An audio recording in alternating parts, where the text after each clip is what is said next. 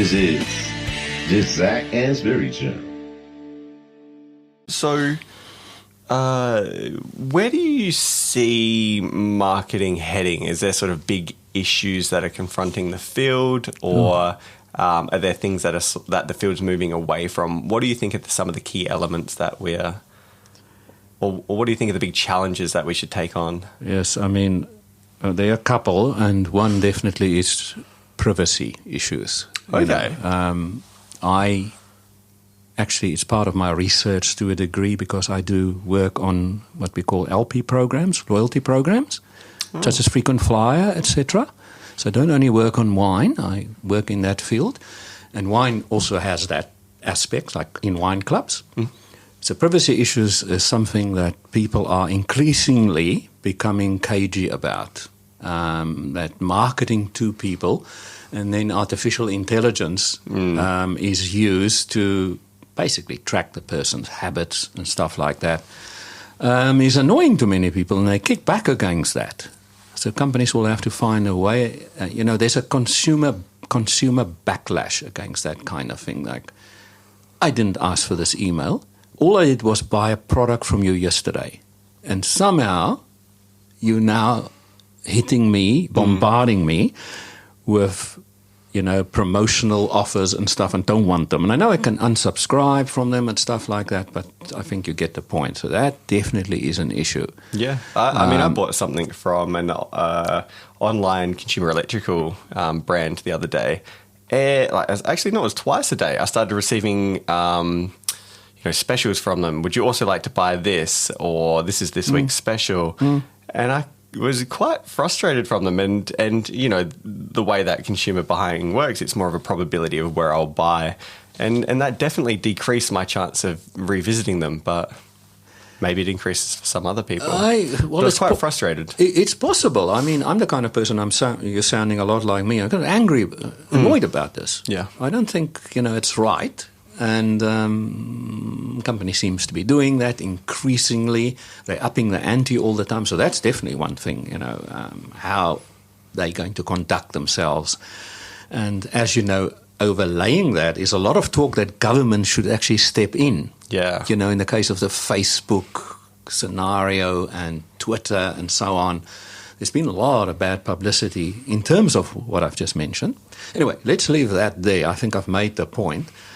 The other thing is, of course, shortening product life cycles.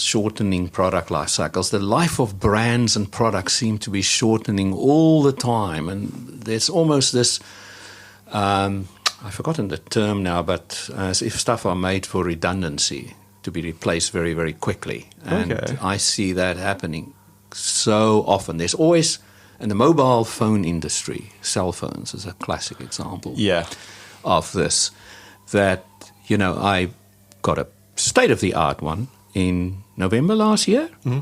The latest version is out, and I'm being bombarded with offer after offer to change my current phone, which is brand new, it's only 6-7 months old, for this.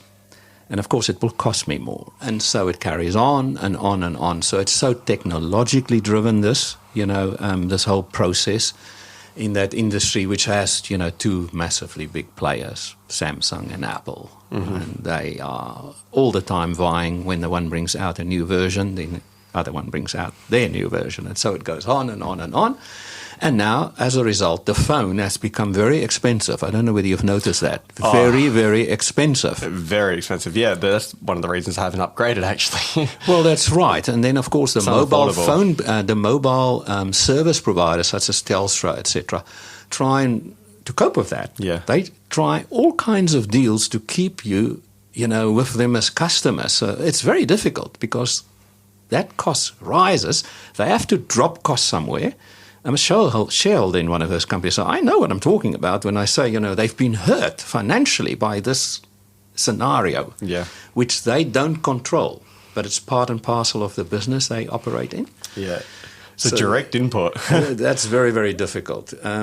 The other thing is, I have to mention this because it's becoming more and more above the line, more and more talked about and visible, is, of course, online trading. and I'm not talking about advertising only now, which we mentioned earlier, and promotions. I'm talking about the Amazon scenarios, Okay. where, Aldi, etc., where even groceries are increasingly sold online, and retailers, bricks and mortar retailers, are struggling. Now, most big bricks and mortar retailers also branch out into the online space because they have to. Yes. Because of what I've just said. It's kind of, you have to do it. That is also something that's playing itself out in an industry, as we said earlier, which is very close to my heart, the wine industry. And by the way, it's close to my heart because my family is in it. For centuries they've been in it, basically. But that's another story. If you like, I can embroider later. But most wineries, for example, in Australia and in most countries in the world, are small, which means they can only, survive is a strong word, but make the best profits they can, optimize their profits by selling direct to consumer. So there we go. There again is that,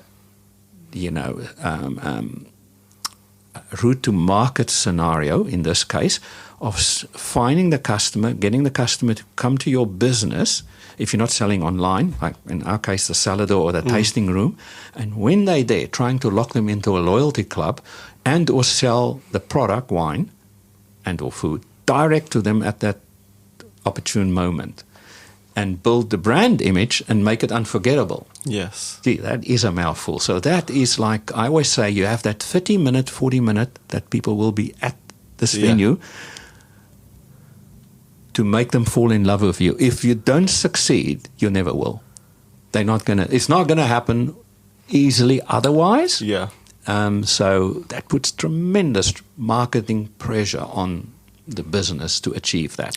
And increasing their operating in this space because they make far more profits when they sell direct to consumer than through the traditional channels, the long channel, such as wholesaler, retailer, consumer, because of the markups. Yes. Each player has to take a cut. In fact, the profit margin, the gross profit margin needs to be in this industry about 60% to make money at the bottom line. So that's quite shocking. Yeah. So you can understand why they try and go direct to consumer. But that has its impediments. I mean, to reach them is the thing. I quite like cellar door experiences, especially during the nicer months, to go out to a cellar door, to see where it's grown, to hear from someone, especially if there's someone behind the counter who cares. Sometimes, they're just high there. Sometimes they just feel like staff and they're there. People's skills are critical. But if you have someone who's, involved in the business, maybe they're a family member or they're part of the viticulture team or whatever, you really feel like like a part of it. You kind of learn from what they're doing and you have that affiliation with it. And then I find myself not only buying bottles there, but if I'm at a restaurant and I recognize, there's a wine list and I recognize that place, it brings back that memory, my association with that winery.